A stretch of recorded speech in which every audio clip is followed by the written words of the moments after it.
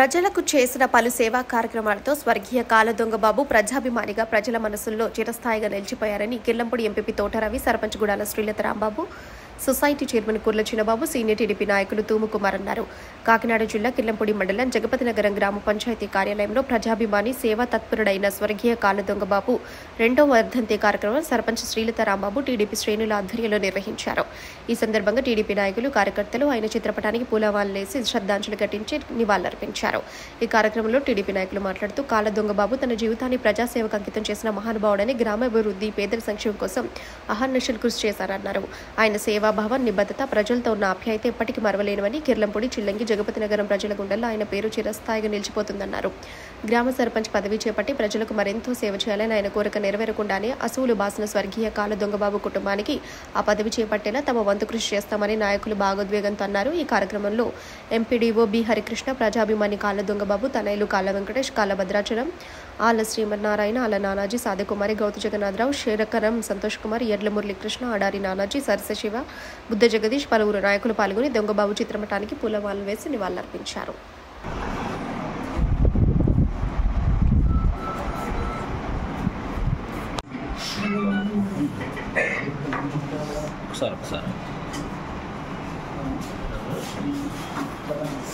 Madam గారు ఒకసారి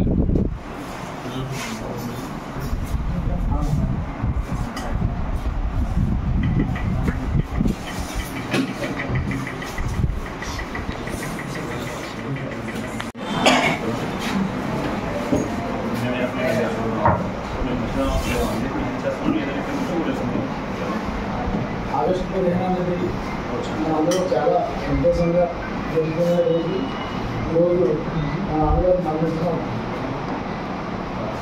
వాళ్ళ దగ్గర ఆయన కోరికలు నెరవేర్చుకుంటా వెళ్ళిపోయిన బాధ తప్ప ఏ మనిషైనా ఎప్పుడైనా మరణించడం తప్ప.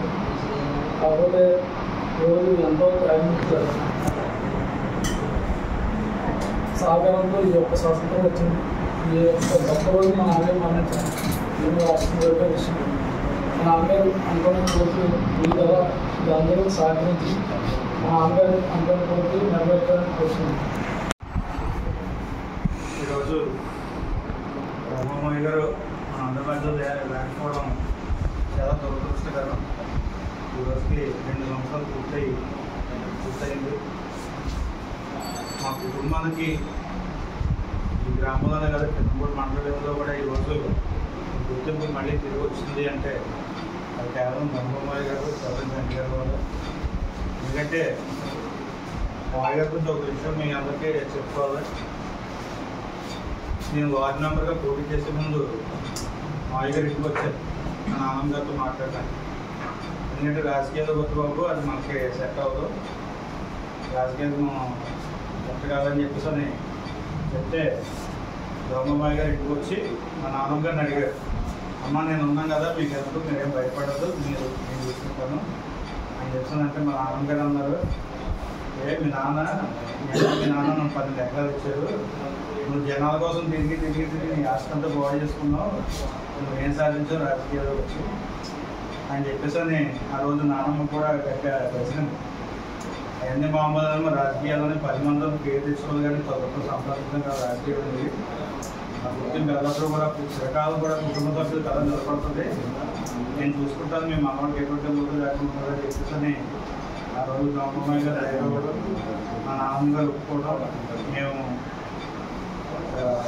వార్డు మెంబర్గా నేను అన్నయ్య ఎంపీటీసీలో పోటీ చేయడం, అలాగే మండల లెవెల్లో కూడా ఆయన వల్ల మా కుటుంబాలు కూడా చాలా ఆనందాన్ని ఇచ్చినారు.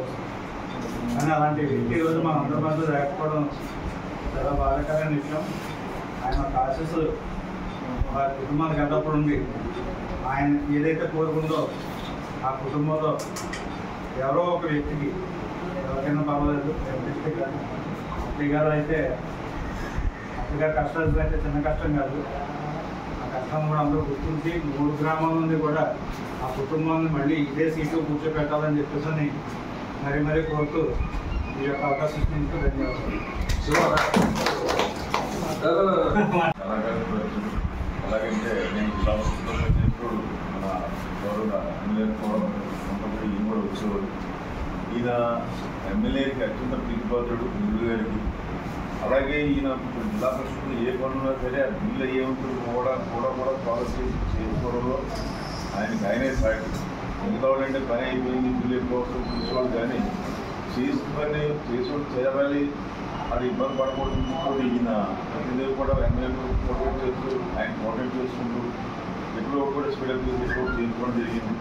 అలాగే నేను జరిగిన వరకు నేను ఎంపీసీగా ప్రమాణం చేశాను. తర్వాత నేను పిలిచి మళ్ళీ అయిన తర్వాత ఇలాగా రెండోది తెలిసింది. ఇలాగే ఇదే స్ఫూర్తితోటి ఆ లోటుని మన వెంకటేష్ గారు భర్తీ చేస్తారని చెప్పేసి నేను అభిమాని పొందిన నాయకుడు అతను లేని లోటు మనం తీర్చలేంది. మా అందరికి కూడా లోటు ఇది, ఎప్పటికీ లోటు అయ్యింది. మాకు మా ఎమ్మెల్యేకి కూడా ఇప్పటికీ లోటు అయ్యింది. నేను ఎవరో తీర్చలేదు.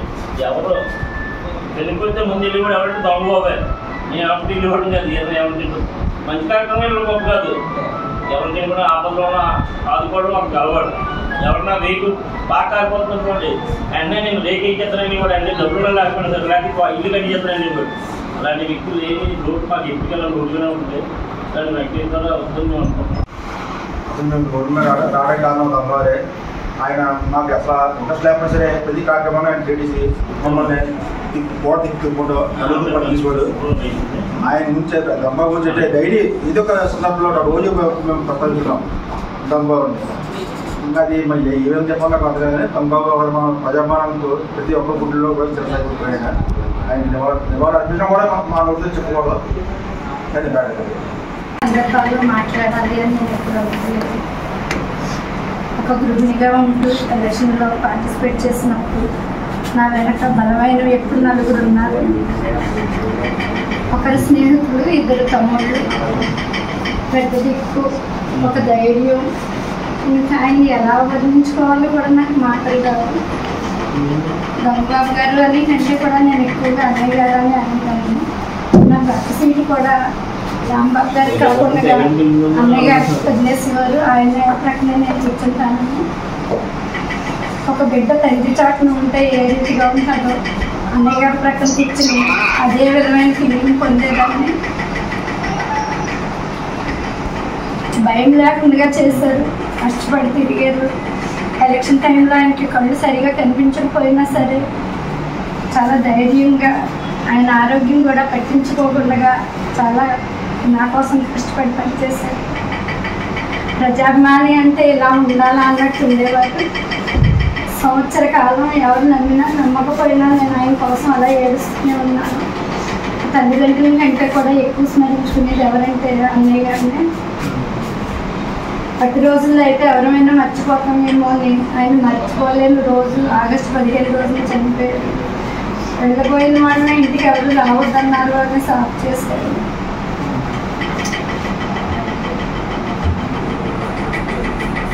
అన్ని వ్యక్తి ఎవరు అంటే అన్నయ్య. అందరం అన్నయ్య గారి లాగా ఒక మంచి పేరు సంపాదించుకోవాలి. ధనము పోతుంది కానీ కీర్తి అనేది ఎప్పుడు కూడా ఉండిపోతుంది.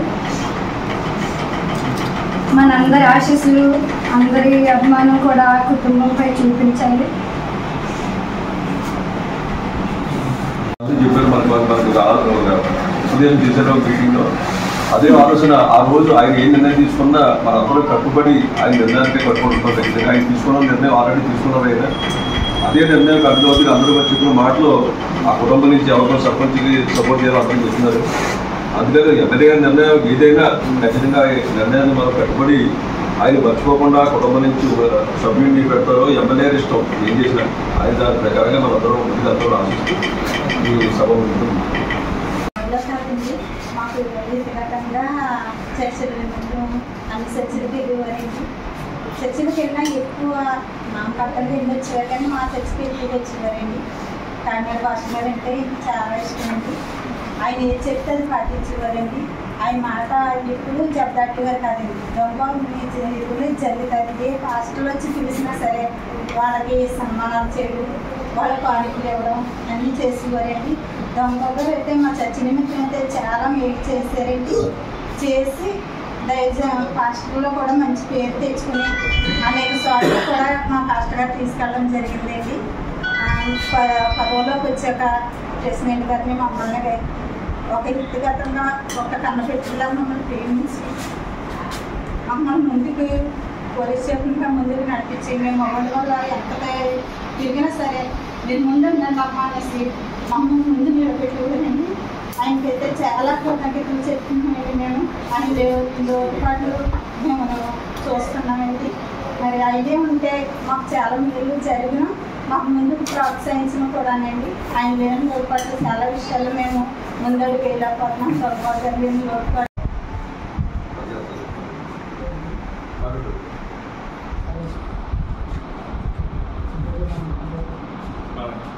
బాబు గారు మన పట్టిన రేపటి చాలా బాధాకరం.